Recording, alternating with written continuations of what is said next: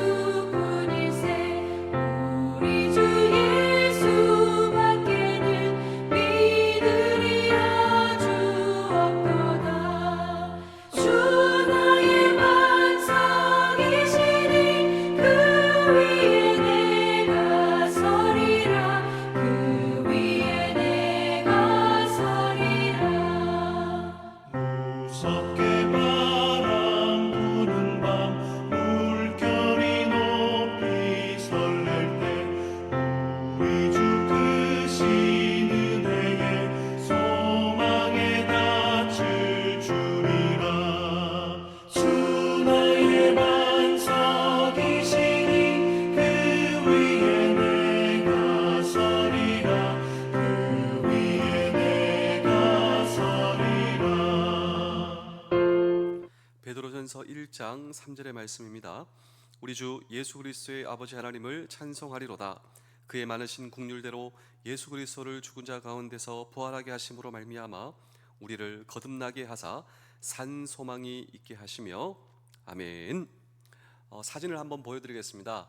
이 사진은 전 세계의 기독교 박해 국가 순위입니다. 세 가지 등급이 있는데 노란색은 높은 박해, 그리고 오렌지색은 아주 높은 박해, 그리고 빨간색은 극도의 박해 국가입니다. 그러니까 아주 높은 이 노란색을 보시면 어떤 나라가 있냐면 인도네시아, 러시아가 있습니다. 아랍에미리트. 그러니까 여기는 차별이 있어요. 내가 예수님을 믿는 신앙, 또 이것을 고백하면 나에게는 먹고 사는 문제, 직업의 현장에서 차별이 있습니다. 그리고 여기서 조금 더 높은 국가, 오렌지 국가 가보면 여기에는 아주 높은 박해, 그러니까 굉장히 이 높은 차별이 있는데, 예를 들어서 터키가 있습니다. 이 터키에서는 선교사님들이 참수해서 이렇게 순교하신 이런 뉴스가 종종 나오는, 그러니까 죽을 수도 있어요. 아주 높은 차별. 빨간색은 극도의 아주 이 차별이 있는 나라로서 여기서는 죽음을 생각해야 되는 나라입니다. 내가 신앙을 가지고 있으면, 지금 21세기 정보산업의 시대에 기독교 신앙을 가지고 있으면 핍박을 당하고 죽는 국가가 한두 국가가 아니죠. 우리가 잘 알고 있는 시리아, 이란, 예멘, 수단, 그리고 파키스탄, 리비아, 랭킹 3부터는 제가 3위 어떤 나라 말씀을 드리겠습니다. 3위는 소말리아입니다. 그리고 2위는 아프가니스탄. 우리가 보통 잘 알고 있는 이라크는 주황색이요, 15위. 이집트는 16위. 랭킹 3위는 소말리아, 2위는 아프가니스탄, 1위가 어딘지 아십니까? 제가 어제 제 딸에게 전 세계에서 기독교 박해가 제일 심한 나라가 어디냐고 제가 질문을 해봤더니 다른 종교를 가지고 있는 나라 아니야? 그 알라신을 믿는 나라 아니야? 아닙니다. 여러분 어디 나라일까요? 바로 북한입니다. 노스 코리아. 노스 코리아에서는 신앙의 박해가 가장 심한 나라로서 지난주 12월 2일에 KBS에서 다음과 같은 뉴스가 나오게 되었습니다. 북한에 관한 뉴스였는데, 기독교인이 발각이 되면 간첩으로 탄압을 한대요. 기독교 신앙이 드러나게 되면 간첩의 혐의를 씌우게 되는데, 사람들을 유혹하여 하나님을 믿게 하는 것이 이 사람들의 임무다. 그리고 충성심을 무너뜨리기 위해 대한민국이 종교를 침투하였다라고 이 간첩 혐의를 씌운다라고 하는 것입니다. 그리고 정치 수용소로 보내 가석방 없는 종신형을 선고하거나 그러면 사형을 선고하고 그 집안이 전부 다 그런 혐의를 받게 되는 거예요. 이런 뉴스가 지난주 12월 2일 KBS에서 나오게 되었는데, 북한 전문가가 다음과 같은 이야기를 합니다. 자기들의 기본적인 통치 운영 이데올로기에 결정적 위협이 되는 것이 무엇인가? 기독교 신앙이라고 이 북한은 그렇게 생각을 판단을 한다라고 하는 것이죠. 그래서 상당히 민감하게 반응을 한대요. 최근에 이 대한민국 문화의 급격한 확산으로 사상 통제의 비상이 걸리게 되었는데, 전에 없는 높은 탄압으로 대응하고 있다라고 하는 것입니다. 그래서 십자가, 성경책, 이 자료 화면에 그게 나옵니다. 십자가와 성경책이 나오는데, 이것을 간직하고 있으면 체포, 구금, 종신형뿐만 아니라 사형을 당하는, 전 세계에서 가장 높은 이 기독교 박해 국가 1위가 북한이다라고 하는 것이죠. 우리 사랑하는 성도 여러분, 장병 여러분, 군가족 여러분, 하나님의 뜻이 어디에 있을까요? 저는 생각을 하고 있는데, 전 세계에서 신앙의 자유가 가장 잘 보장이 되는 나라, 정말 가장 안전한 나라가 어딘 줄 아십니까? 대한민국이에요. 저도 미국에서, 최강국에서 제가 한 2번 정도 살아봤습니다. 근데 밤에 못 나갑니다. LA 그 다운타운 지역에 밤새도록 이 사이렌이 울립니다. 그러니까 사건 사고가 밤새도록 있어요. 그 사이렌을 들으면서 잤던 기억이 있습니다. 아이들하고 얘기를 하는 거죠. 가장 강대국이라고 하는 미국도 밤에는 못 나가지 않냐? 그런데 우리가 10시, 11시, 새벽 1시 우리가 나가면서 불안한가? 우리나라는 그렇지 않다고. 신앙의 자유가 가장 잘 보장이 되고 안전과 평화가 보장이 되는 나라. 그런데 우리 대한민국 바로 위에 북한이 있습니다. 가장 신앙이 보장이 되는 나라 바로 위에 가장 박해의 국가. 여러분 이럴 수가 있습니까? 이럴 수가 있어요. 보통 보면 전 세계의 지도를 갖다 놓고 보면 핍박 국가는 어떠한 지역이 있습니다. 어떤 지역. 또 신앙의 자유가 보장이 되는 나라는 전혀 다른 지역이에요. 가장 신앙의 자유가 보장이 되는 나라, 핍박이 되는 나라가 붙어 있는 이런 경우가 있을 수가 없다. 하나님의 뜻과 계획이 이 나라에 분명히 있다라고 하는 것이죠. 그리고 다음과 같은 질문을 제 스스로에게 던지게 되었는데, 첫 번째로 북한의 그리스도인들에게는 희망이 있을까? 한번 생각해 보실까요? 북한의 그리스도인들에게는 과연 희망이 있을까요? 두 번째 질문은 이것입니다. 우리는 신앙의 자유를 가장 잘 보장받고 있는데 하나님 보시기에 나의 믿음과 신앙은 어떠할까라고 하는 질문을 제 스스로에게 던져보게 되었습니다. 나에게는 신앙의 자유가 있는데 하나님 보시기에 이 자유를 경험하고 있는 내 신앙은 어떨까? 오늘 이 성경 본문이 가장 극도의 핍박 가운데 쓰여진 성경 본문입니다. 주후 64년 초대 그리스도인들에게는 잊을 수 없는 날이 주후 64년 7월 19일 로마에 대화재가 일어나게 되었습니다. 그냥 로마를 그냥 다 불태워버렸어요. 이 화재가 이제 잿더미가 되고, 로마가 잿더미가 되고 이 화재가 진압될 무렵 로마에는 한 악성 루머가 퍼지게 되었는데, 그 악성 루머는 로마의 황제였던 네로가 술에 취해 시흥을 돋구기 위해 로마의 고의로 방화를 하였다라고 하는 악성 루머가 퍼지고 있었습니다. 황제 입장에서는 이 소문을 잠재우기 위해 노력을 했지만 효과가 없자, 그러자 희생양을 찾기 시작합니다. 자기에게 몰리고 있는 이 악성 루머에 대한 희생양, 그 희생양으로 타겟이 된 그 타겟이 바로 기독교인이었습니다.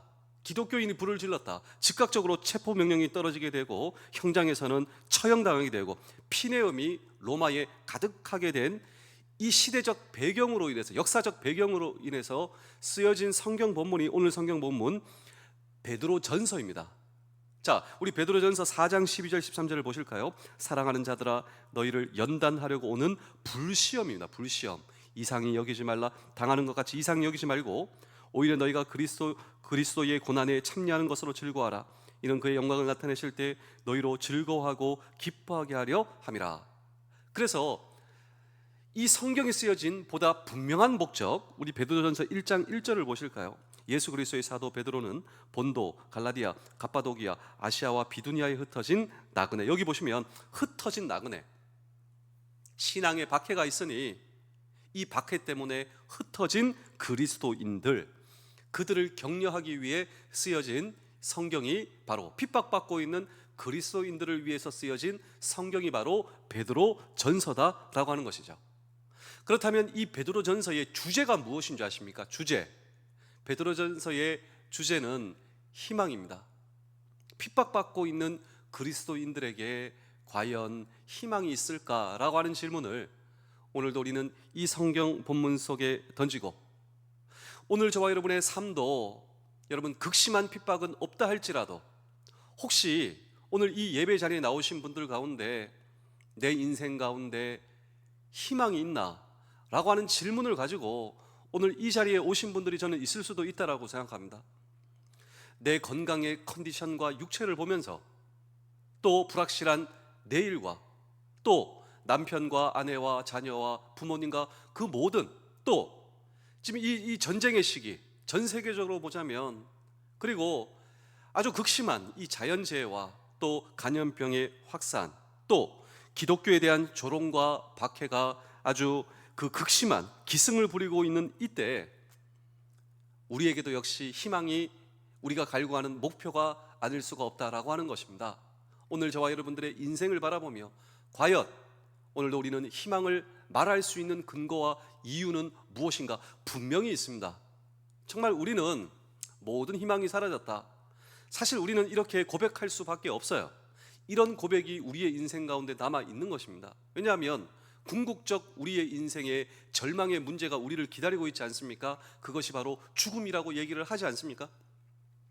이러한 우리의 인생 가운데 여러분, 희망은 아직도 우리의 목표인 거예요. 그런데 우리가 희망을 말할 수 있는 근거가 있다면 무엇인가? 우리는 이 질문에 대한 해답을 그 극심한 핍박 속에 살고 있었던 우리 신앙의 선배 그리스도인들의, 그들의 상황과 그들의 질문과, 그리고 이러한 문제 가운데 그들이 발견했던 이 성경을 통한, 하나님을 통한 이 해답을 통하여 우리도 역시 우리의 삶의 문제에 대한 해답을 찾고자 하는 것입니다. 그렇습니다.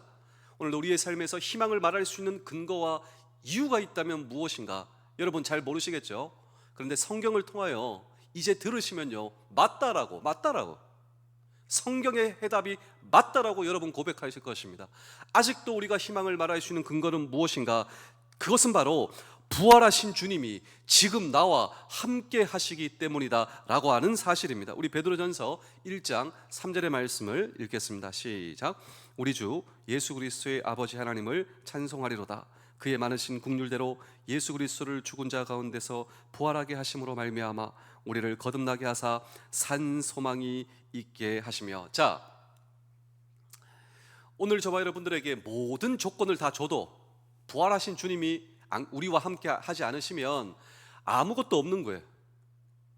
그런데 어떠한 조건이 없다 할지라도, 극심한 핍박이 있다 할지라도, 그런데 부활하신 주님이 나와 함께 하신다면, 그분과 함께함, 이것이 영생이라면, 여러분, 이것은 모든 것을 가졌다라고 하는 것이죠.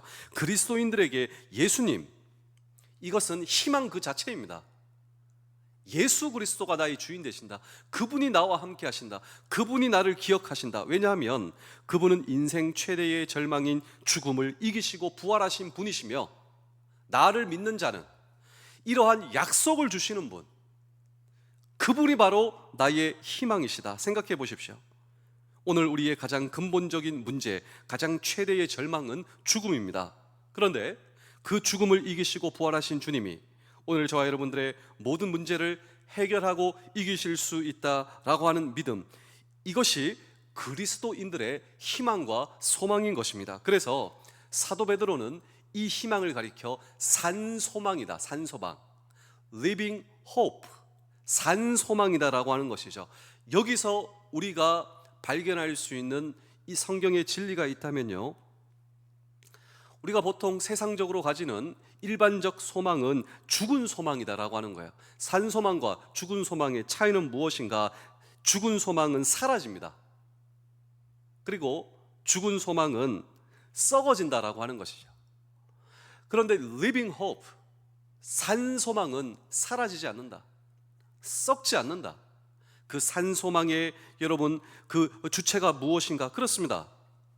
모든 죽음의 문제, 사실 우리가 가진 모든 문제는 죽음으로 귀결됩니다. 먹는 문제도 마찬가지, 불확실한 내일 문제, 어떤 문제도 올라가면 죽음이에요.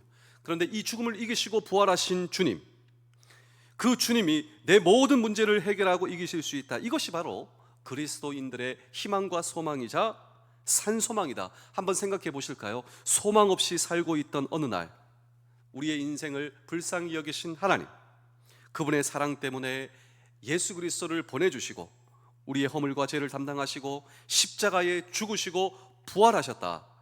다시 사신 주님이 마침내 저와 여러분들을 다시 찾아오셨다. 그 주님이 나를 찾아오신 거예요. 내가 그분을 믿고 그분이 내 안에 사시고 내가 그분 안에 살고 그분이 나의 주님 되신다. 그 다시 찾아오신 예수님을 내 인생의 주인으로 영접하는 그 순간, 우리는 새로운 소망을 안고 다시 태어나는 것, 이것이 바로 산소망.